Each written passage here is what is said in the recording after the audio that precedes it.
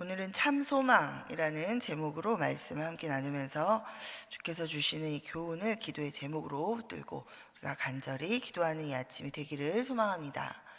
열왕기서의 마지막 장을 우리가 함께 읽었습니다. 북이스라엘의 사마리아 성이 아수르 제국에 의해서 함락되면서 북이스라엘은 호세아 왕을 마지막으로 멸망당했습니다. 남유다는 북이스라엘이 멸망당한 후로도 약 한 150여 년 정도 계속 왕조가 지속되다가 결국 시드기야 왕을 마지막으로 바벨론 제국에 의해서 예루살렘 성이 파괴되면서 멸망당하기에 이릅니다. 왕은 끌려가고 예루살렘 성전과 왕궁은 불에 타고 성벽은 허물어졌습니다. 하나님의 백성들은 비참한 모습으로 포로로 사로잡혀서 멀고 먼 이방 땅 바벨론으로 끌려갔습니다. 성전 안에 있던 하나님을 섬기는 데 쓰던 그 모든 기물들도 다 바벨론으로 강제 이전당했습니다. 다윗의 자손이 다스리던 나라가 망했다라는 이 사실에 사실 이 이스라엘 백성들 자신이 가장 충격에 사로잡혔을 것입니다.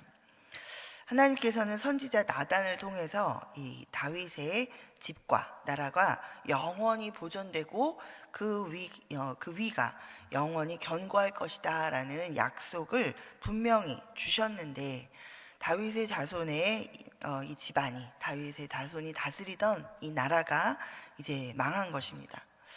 자, 비참하게 포로로 잡혀간 이 바벨론 땅에서 유대 민족은 자신들을 돌아보기 시작합니다. 역사를 돌아보면서 이 열왕기서를 기록하는 가운데 민족의 죄악을 깨닫게 되고 또 하나님의 이 역사 경영과 하나님의 놀라우신 경륜을 깨닫게 됩니다.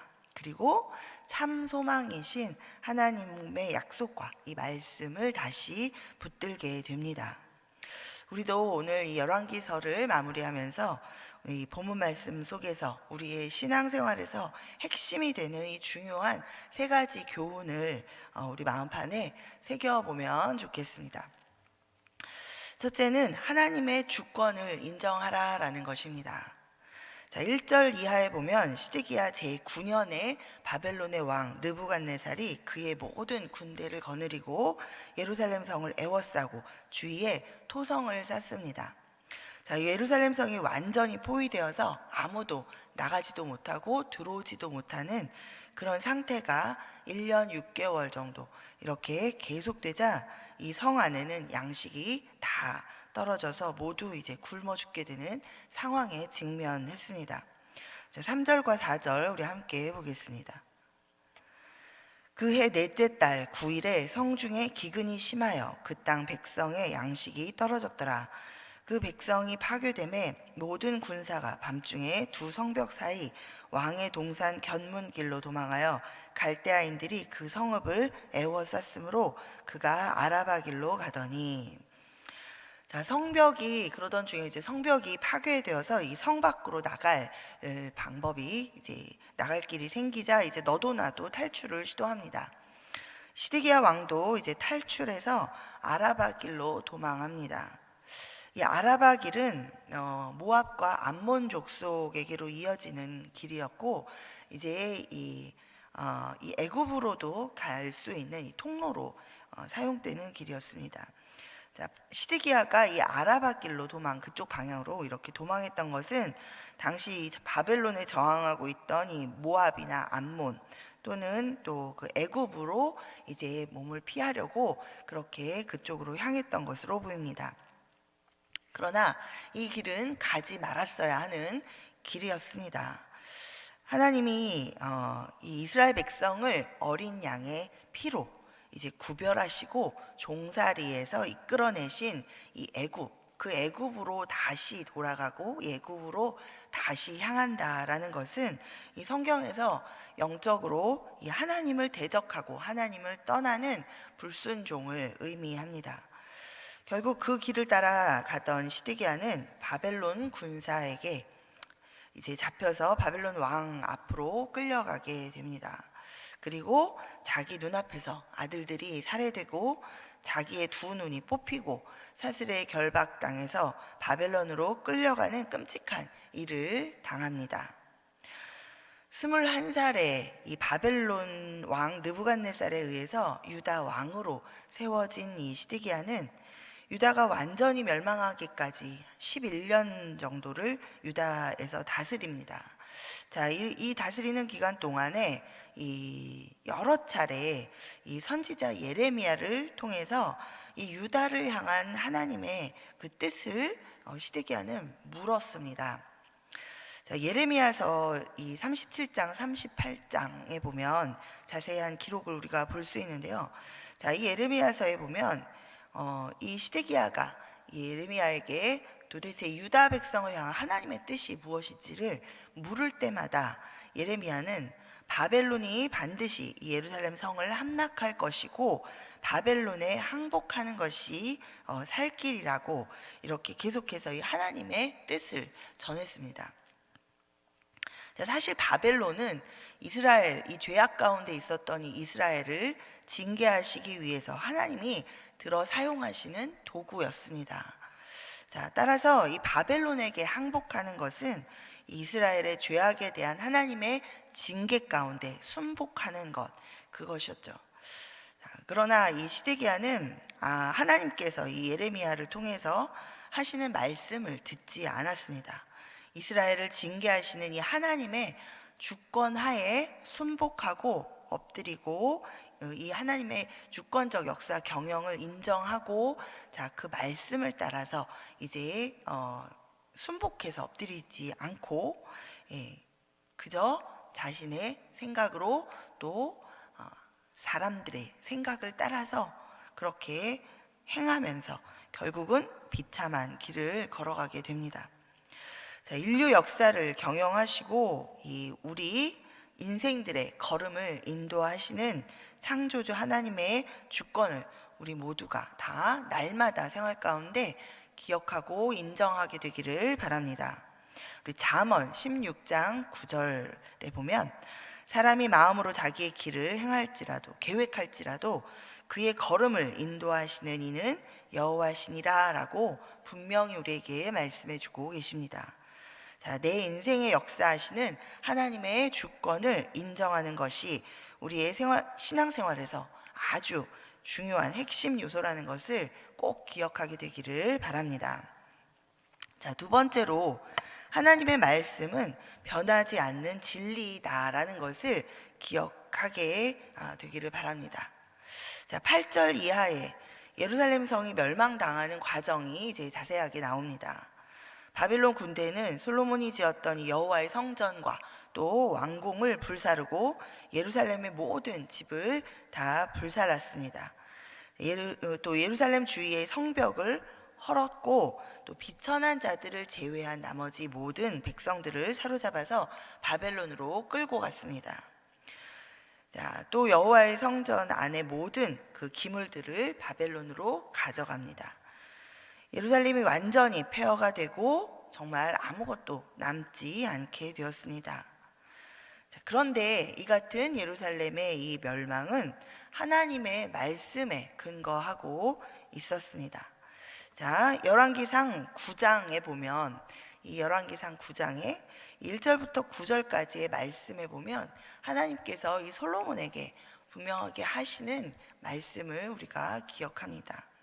이 다윗의 언약에 관한 이 말씀을 재차 솔로몬에게 나타나서 이야기해 주시는데 이 재차 하시는 이 하나님의 말씀 가운데에는 이 솔로몬을 향한 사실은 다시 한번 기억하고 경계하고 돌이키라라는 그러한 하나님의 경고의 그 의도가 사실은 담겨져 있습니다. 자, 우리 열왕기상 9장 1절부터 9절까지 말씀을 제가 읽어드리겠습니다. 솔로몬이 여호와의 성전과 왕궁 건축하기를 마치며 자기가 이루기를 원했던 모든 것을 마친 때에 여호와께서 전에 기본에 나타나심 같이 다시 솔로몬에게 나타나사 여호와께서 그에게 이르시되 내 기도와 내가 내 앞에서 간구한 바를 내가 들었은즉 나는 내가 건축한 이 성전을 거룩하게 구별하여 내 이름을 영원히 그곳에 두며 내 눈길과 내 마음이 항상 거기에 있으리니 내가 만일 내 아버지 다윗이 행함같이 마음을 온전히 하고 바르게 하여 내 앞에서 행하며 내가 네게 명령한 대로 온갖 일에 순종하여 내 법도와 율례를 지키면 내가 내 아버지 다윗에게 말하기를 이스라엘의 왕 위에 오를 사람이 네게서 끊어지지 아니하리라 한 대로 내 이스라엘의 왕위를 영원히 견고하게 하려니와 만일 너희나 너희의 자손이 아주 돌아서서 나를 따르지 아니하며 내가 너희 앞에 둔 나의 계명과 법도를 지키지 아니하고 가서 다른 신을 섬겨 그것을 경배하면 내가 이스라엘을 내가 그들에게 준 땅에서 끊어버릴 것이요 내 이름을 위하여 내가 거룩하게 구별한 이 성전이라도 내 앞에서 던져버리리니 이스라엘은 모든 민족 가운데에서 속담거리와 이야기거리가 될 것이며 이 성전이 높을지라도 지나가는 자마다 놀라며 비웃어 이르되 여호와께서 무슨 까닭으로 이 땅과 이 성전에 이같이 행하셨는고 하면 대답하기를 그들이 그들의 조상들을 애굽 땅에서 인도하여 내신 그들의 하나님 여호와를 버리고 다른 신을 따라가서 그를 경배하여 섬김으로 여호와께서 그 모든 재앙을 그들에게 내리심이라 하리라 하셨더라. 아멘. 자, 하나님께서는 이미 솔로몬에게 그리고 이 예루살렘 성전을 건축했을 때, 자, 이미 이 앞에 지금 보면은 솔로몬이 여호와의 성전 성전만 건축한 게 아니라 성전과 왕궁을 건축하죠. 여러분이 기억하시는 대로 이 성전을 건축하고 이어서 자기가 자기가 이제 직무를 볼 또 궁을 건축하고 그리고 애굽의 바로의 딸과 정략 결혼을 해서 데려온 그 왕비를 위하여 또 궁을 짓습니다.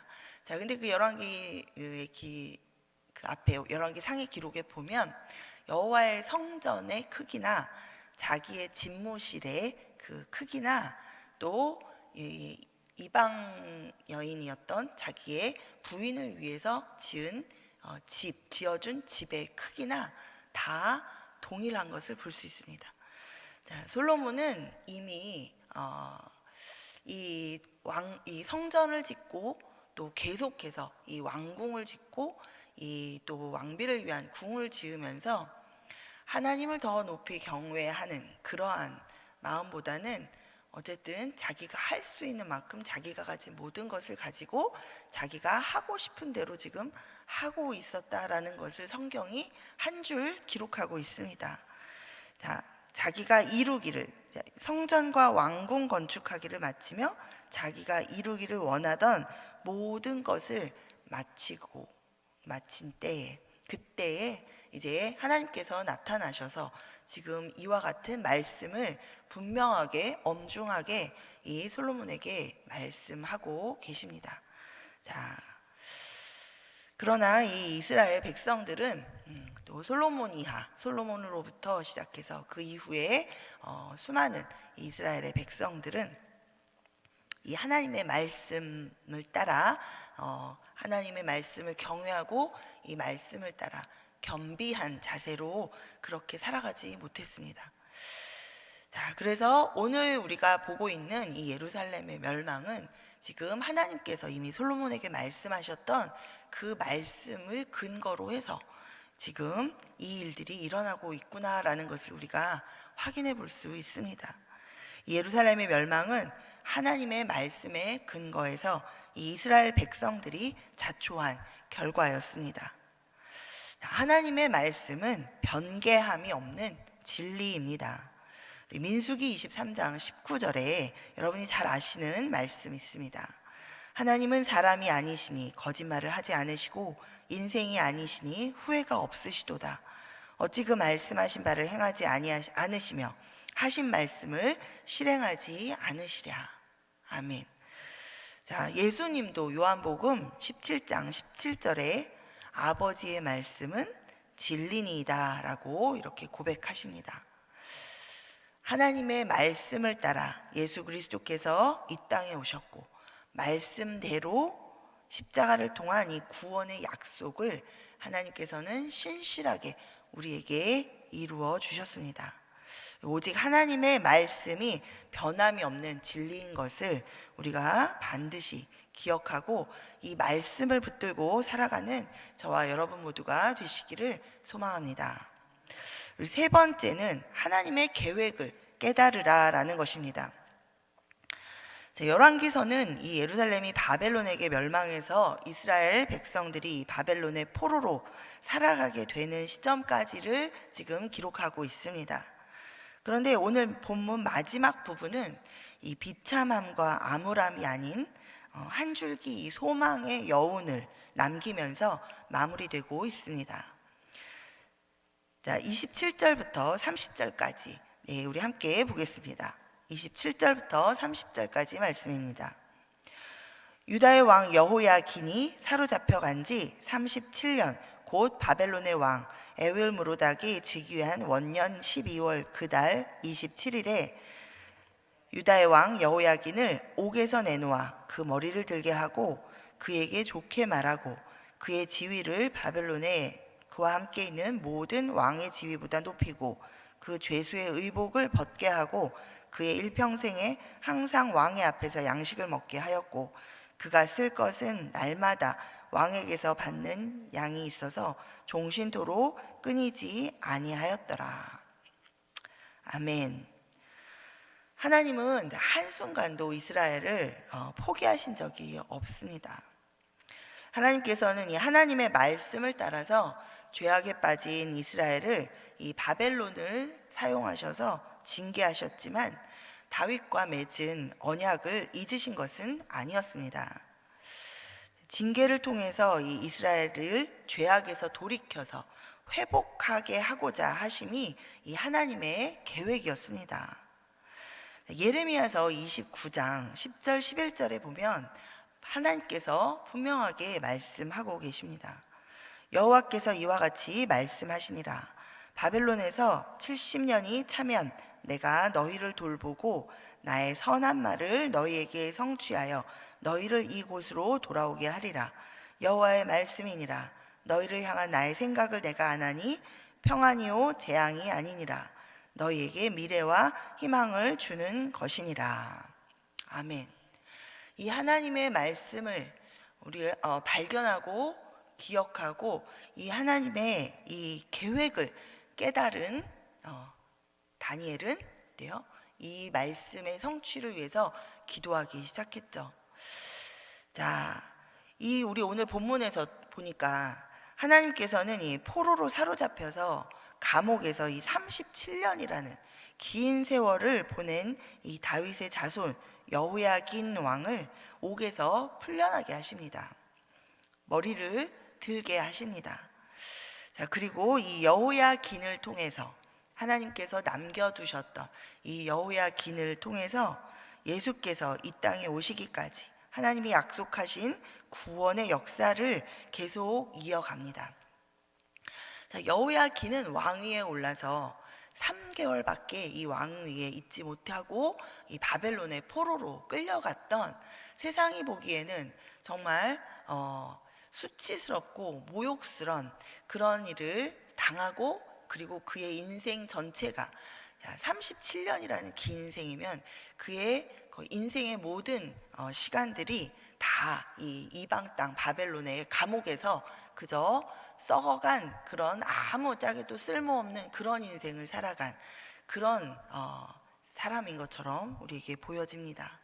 그러나 하나님께서는 세상이 보기에 썩어가고 아무 일도 하지 않는 무익한 인생인 것 같이 보여지는 그 연약해지고 아무것도 아닌 바 된 것 같은 그 여호야긴을 하나님께서는 그 여호야긴을 통하여서 다윗의 자손으로 예수 그리스도를 이 땅에 보내시는데 사용하셨습니다. 아멘. 자, 우리가 눈에 보이기에, 우리가 생각하기에 하나님의 일이라고 생각하는 그런 일들을 내가 하고 있는 것이 하나님께 쓰임 받는 것이라는 생각, 아마도 우리의 착각일 수 있습니다.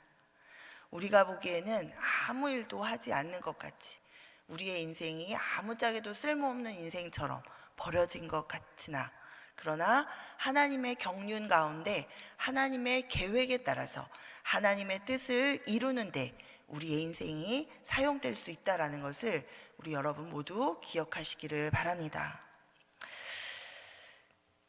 자, 하나님께서는 이 여호야긴을 통해서 예수께서 이 땅에 오시기까지 이 하나님이 약속하신 구원의 역사를 계속해서 이어가십니다. 자, 우리 각 사람의 인생의 여정 가운데에서도 반드시 하나님의 뜻과 그 뜻에 따른 하나님의 계획이 있습니다. 안개 속을 지나는 것 같은 앞이 보이지 않을 때가 있습니다. 또 고통과 슬픔과 절망의 순간이 찾아올 때도 있습니다. 그러나 믿음으로 하나님을 신뢰하면서 하나님을 의지할 때 이 미래와 희망을 주시는 하나님의 계획이 반드시 우리 삶 가운데 성취될 줄 믿습니다. 아멘. 자, 말씀을 맺습니다. 열왕기서를 이제 마무리하면서 다시 한번 깊이 깨닫게 되는 것은 역사와 또 인생을 주관하시고 경영하시는 이 주권자 되신 하나님만이 우리의 참 소망이 되신다라는 것입니다. 그리고 하나님의 약속의 말씀을 따라서 우리를 구원하러 이 땅에 오셔서 십자가 대속의 죽음과 부활로 우리를 거듭나게 하사 우리를 구원하신 산 소망이 있게 하신 예수 그리스도만이 우리의 참 소망이 되십니다.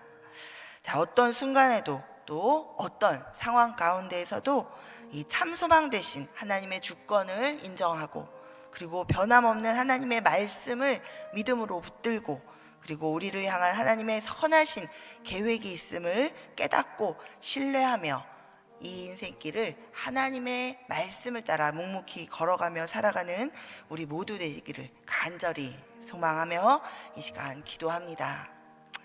자, 우리 이 시간